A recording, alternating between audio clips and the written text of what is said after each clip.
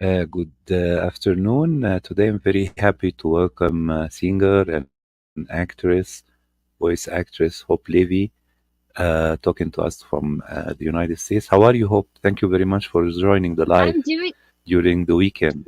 well, thank you. Thanks for having me. I loved your intro music, but we need to hear your name like Sharif. Sharif. Like You, it's so catchy, the beat. So we need to put a song with that. thank- I I should do. Yes, yes, yes. Yeah. I, yeah. I should do something as about that. Yes, We'll yes. discuss that after this How is meeting. everything? Everything is fine? Yeah, For sure, it's for dark sure. in my studio, Uh, but gorgeous yes. outside. Yes. Sure, very nice. I want to know first about how did you start venturing into voice acting and singing, performing? How was your beginnings? And right now, we'll talk also about the new project you mentioned to me. Yeah. So, I've been singing basically my entire life. I started singing professionally when I was 6 years old. I was raised in California, Northern California, Marin County, and was part of a children's singing group. And I was chosen to sing a song on a 45 record called Hope and Her Friends, but I didn't write the songs. I wasn't a songwriter back then when I was 6, but I sang it a song that was written by my singing teacher, Marla Hunt. And we used to travel around Marin County in San Francisco and perform as a group. And then I got to sing some of the solos. And that got my start. And from there, I started doing commercials. And then I was on a children's television show in San Francisco out of the channel was KRON, Channel 4. And the show was called Just Kidding. And I was 11 years old. And it was a group of children. We were hosts on a kids' weekly television show. So I did that. And then I turned 14 after 3 years of working on that show. And then I said, I want to be a stage actress. I want to be like a serious student and go to high school and just do theater and be a student. And I kind of gave up my acting on camera career to be just a regular person, a student, went through my 4 years of high school, learned how to act on stage, and then I went to 1 year of college, Cal Arts for theater, and I thought I was going to finish, get a hold my 4 year degree, and then I had an exciting summer after my first year of college. I lived in Los Angeles on my aunt's couch for the summer in Marina del Rey, and I was having such a great time. I thought, you know what? I don't really want to go back to college right now. So I'm just gonna take acting classes and decide what I need and go back to college when I'm ready. And I didn't go back to college, and uh, I ended up just getting acting jobs, and I worked on a cruise ship for a year. That was really fun. I was part of an entertainment group when I was like 19, 20 years old, and we would perform on the cruise ships, Princess. And I did various shows and traveled the world. And then I came back to Los Angeles and I thought, I don't want to be on a cruise ship anymore. I want to be on land. And I was very lucky. I auditioned 3 times, and my third time was the charm. And I got into the Los Angeles premiere of a musical called Les Miserables. And I got to do that. I did the last 6 months of that show when it was in Los Angeles. And I thought I was going to continue with that show and travel with that show. But then at the last minute, I got a television agent and I got a manager and they convinced me to stay in Los Angeles and start auditioning for television. So I started auditioning for TV and I got little roles here and there. I worked on the first season of Beverly Hills 90210, the original, and I worked on Knots Landing and 30 something, lots of older shows when I was young. And then my dream was always to work. I mean, it's so exciting to work, the thought of it to get a job on a cartoon, but I wanted to learn, how do you voice acting?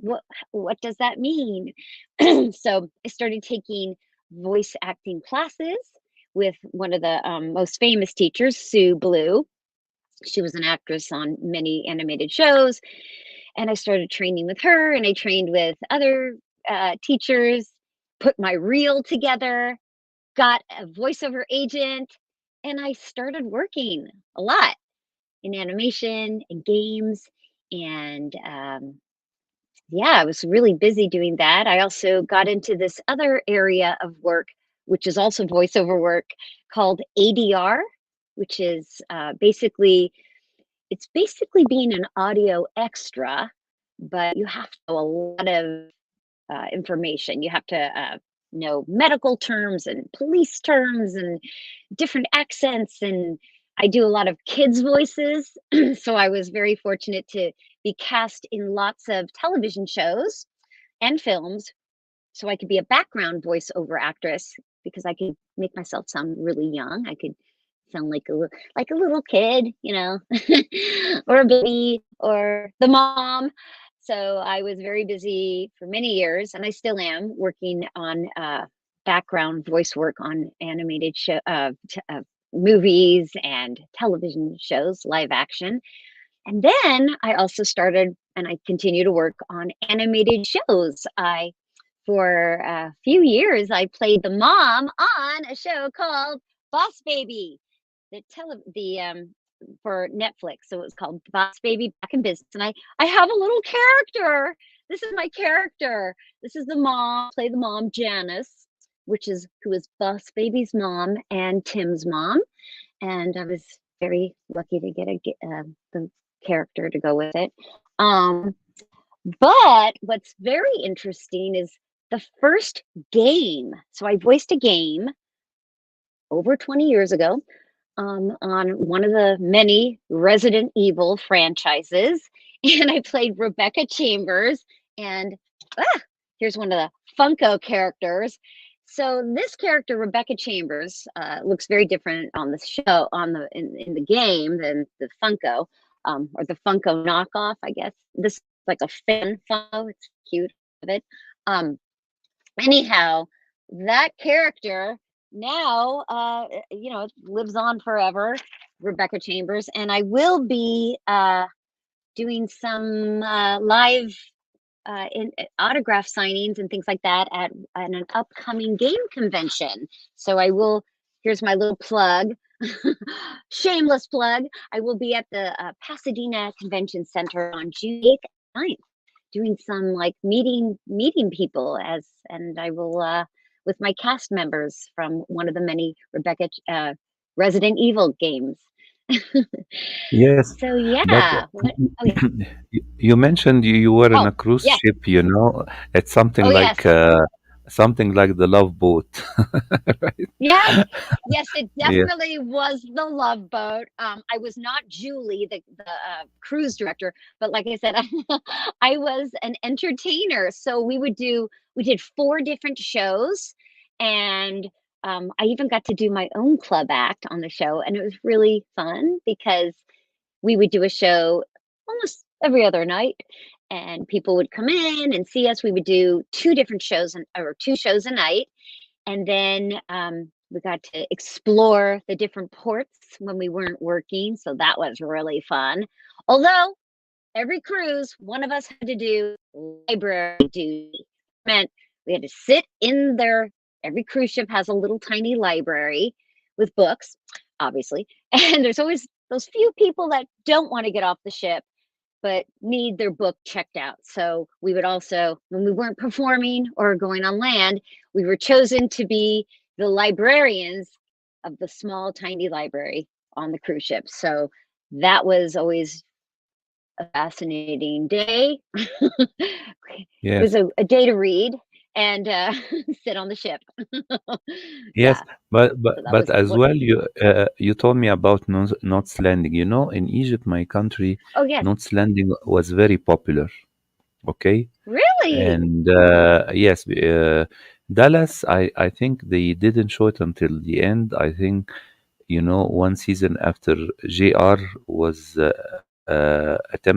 somebody attempted to kill him, and Yes, then happened many then I times. think, yeah, yeah. So the show, we didn't see the end of the first show because they did revivals of Mhm. Dallas, but not landing until the end. And because it was very popular, they invited Donna Mills, who played AB. No, who she played, not AB.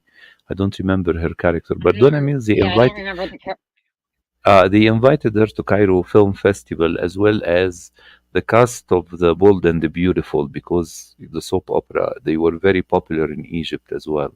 Of course. Wow! Yeah, but what did you play in North Landing?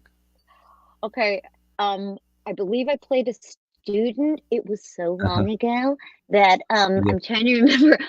I was a like student, a recurring um, role, right? in her no, I can't say it was a recurring role. It was like one of those It was one-offs in where I had, like, 3 line episodes, one of 5 the episodes. lines. Yes. Yeah, it was 1 episode, but I Mm-hmm. can't read it's terrible. I mean, like, I need it was a lot we're talking many years ago, 1990?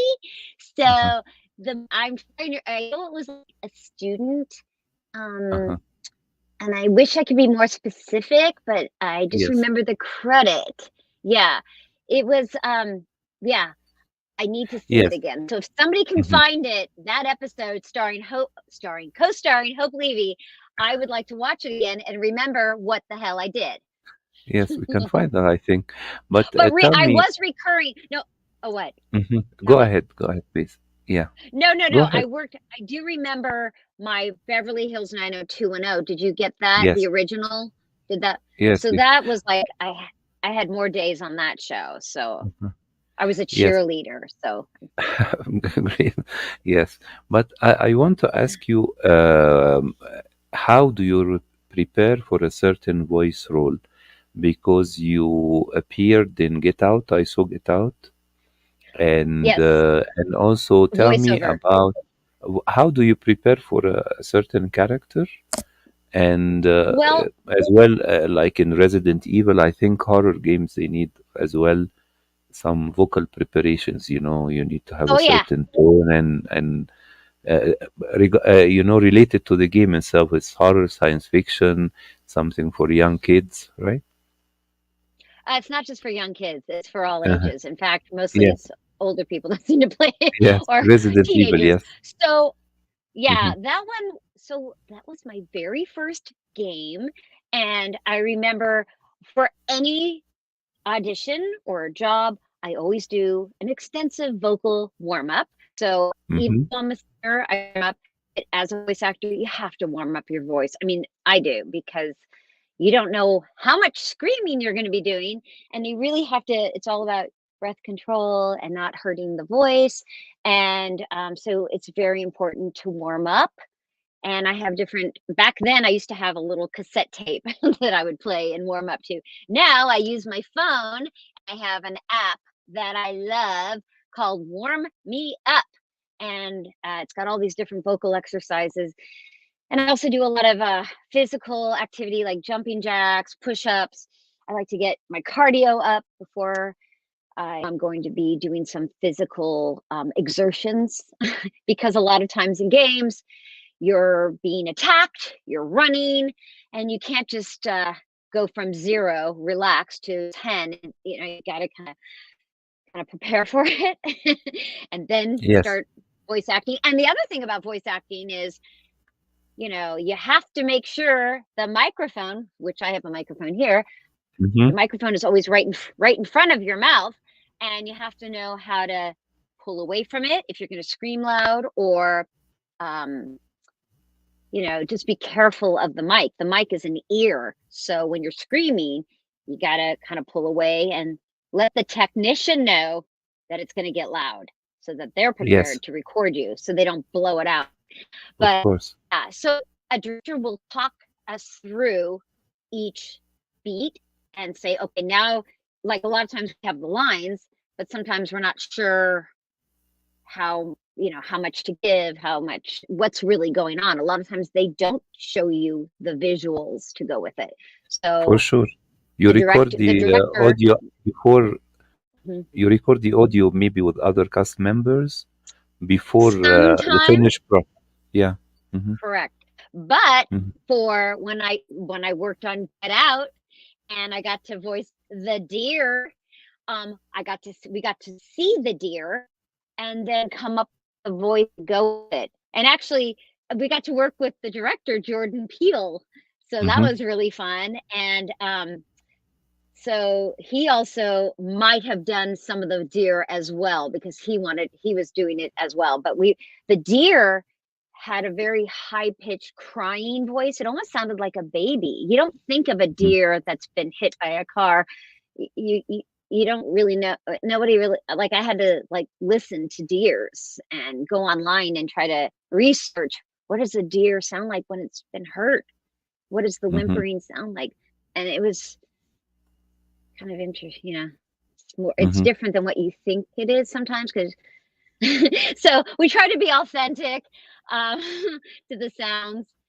But a lot of times when you do a job, when I do background voice work on films, the ADR director or the group leader, they're called a loop group leader, they will prepare us. They'll say, Hope, you're going to be doing a little kid in a schoolyard.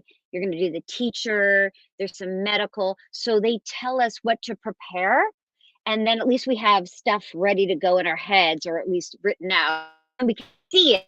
And so it works. And if it doesn't, then you're right on the spot, you're improving. So it that kind of voiceover work is very much on your feet and improving in the moment versus a game that is or an animated show.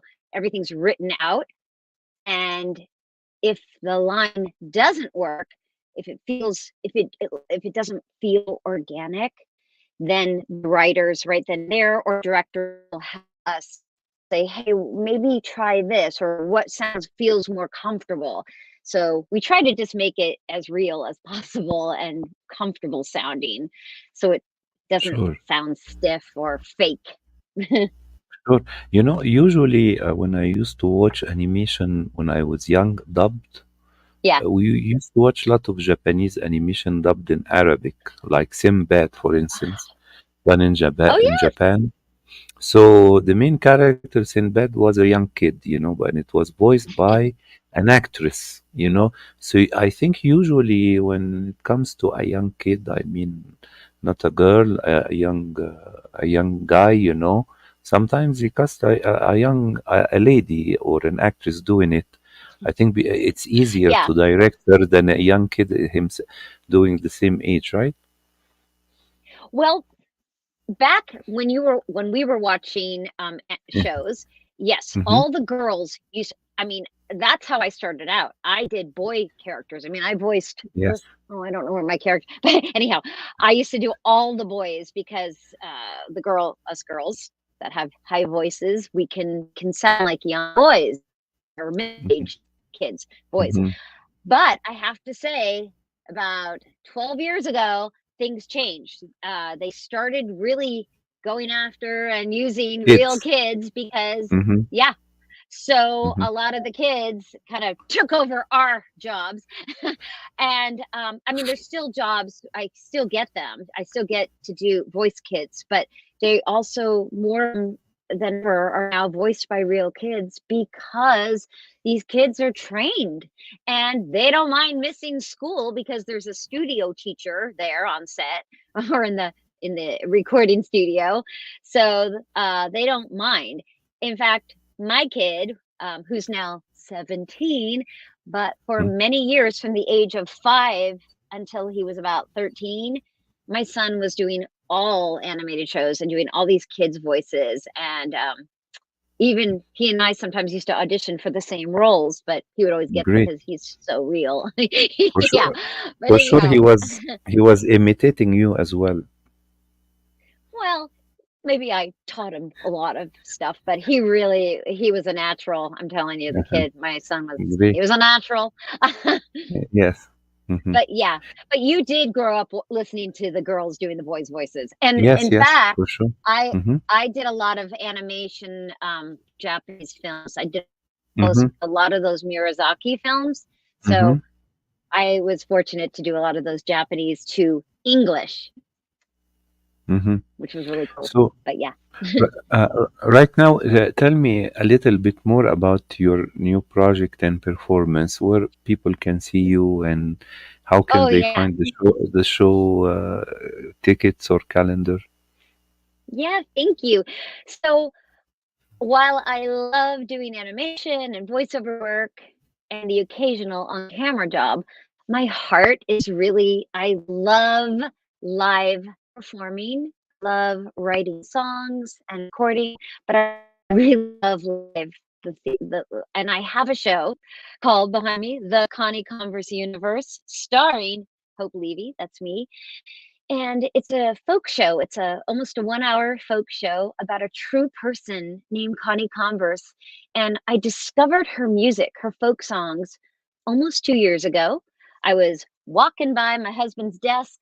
I heard this of our Spotify, the computer, and it made me stop literally in my tracks because I was trying to identify who it was. I thought it was Joni Mitchell singing, but then I realized, wait a minute, that's not Joni Mitchell.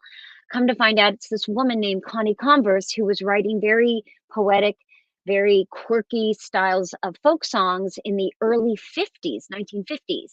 And then in 1974, in August, she chose to one day get in her VW bug and disappear. She just drove away. No one has seen her about since August of 1974. However, if she is alive, she turns 100 years old this August 3rd, 2024. So I seriously became obsessed with her songs, her story, and her mystery, her mysterious disappearance by choice. And so I created a show called the Connie Converse Universe where I introduce people to her songs. I discuss, sorry, my my ring is driving me nuts in my glasses, sorry. But anyhow, so I Yes. created a show. It's really entertaining, I've been told, and I feel like it is. And I take you on the journey of her life, and I have some interesting corollaries between a song that I recorded when I was young and her life. And it's a very strange connection that I explore in the show as well. And yeah, I'm really proud of the show. I am taking it on the road. I'm going down to San Diego. I live in Los Angeles, but I'm premiering it at the San Diego, well, the new version at the San Diego Fringe Festival. And that begins this coming week. I have shows, 5 shows beginning May. I have a promotional show May 14th, but it starts May 14th through the 25th, and that is at San Diego Fringe Festival. And let's see, the handle is sdfringe.org. And then I take it to the Hollywood Fringe Festival in June. I'm doing 7 shows there, and that's at hollywoodfringe.org. And then I am celebrating Connie Converse's 100th birthday with 2 shows as of now. I'm doing a show August 2nd at a really cool venue in Los Angeles called the Philosophical Research Society. And that'll be August 2nd. And then the next day, August 3rd, I am performing at a really beautiful venue up in Ojai, California, which is considered Ventura County above Santa Barbara. And that is going to be at the Ojai Underground. And the tickets are not available yet for that show, but it's coming. So it will be August 2nd, and it will be, everything's on my website. You can go to hopelevy.com or connieconverseuniverse.com. And then, but wait, there's more. So I have a YouTube channel. You can look up my new video. I just posted a Connie Converse video, a music video, a cover. The cover is called Father Neptune. And my YouTube handle is, because it's changed, well, you just go to at Hope Levy fan, and you can see my 2 newest videos, my newest Connie Converse Universe videos. I'd love you to see them. Subscribe. So yeah, I got a lot going on. Great. This is great, Hope, and I wish you all the best for your upcoming Thank performance. you. Thank And you. say hi to the family from here as well. And Oh, I hope when you have a new project or something you'd like to announce, you come back again. We love to have you again on the show. I would love. Oh, I got one last plug, one more time. So I Yes. will be at a game convention in Pasadena, Yes. Southern California. It's the social. Sorry, Mm. not social. We're going to be social. Close, Southern close. California Retro Gaming. Oh, sorry, Retro Gaming Expo. It's kind of hard to see. I know. So Yes. SoCal Retro Gaming Expo.com. Oh, Yes. that's at Yes. the Pasadena Convention Center. I know, lots to promote, but it was so great to talk. I mean, thanks for letting me ramble. And it was nice to connect with you. My And pleasure as thank you for well. having me as your guest. Thank you very much. I wish you all the best in your upcoming performance, and I hope we can talk again on the show when you have a new project to announce. And when I come out to Cairo, are you there right now? Because I'll come out there and bring Right, my show. I'll come perform. right now we are in Ecuador, but I hope you can come Oh perform my maybe. gosh. I want to Yes, go to Ecuador. yes, Quito. most welcome. Yes, in December, Pink Floyd performed here, Roger Water, so it was very nice see them perform here. So I hope you Of can come course. here. They do performance at the stadium, the old-fashioned way, Oh, that's a little big for me. A stadium's a little big. So if you have an intimate venue, I'd love a more intimate venue. I wish I was as big as Pink Floyd, but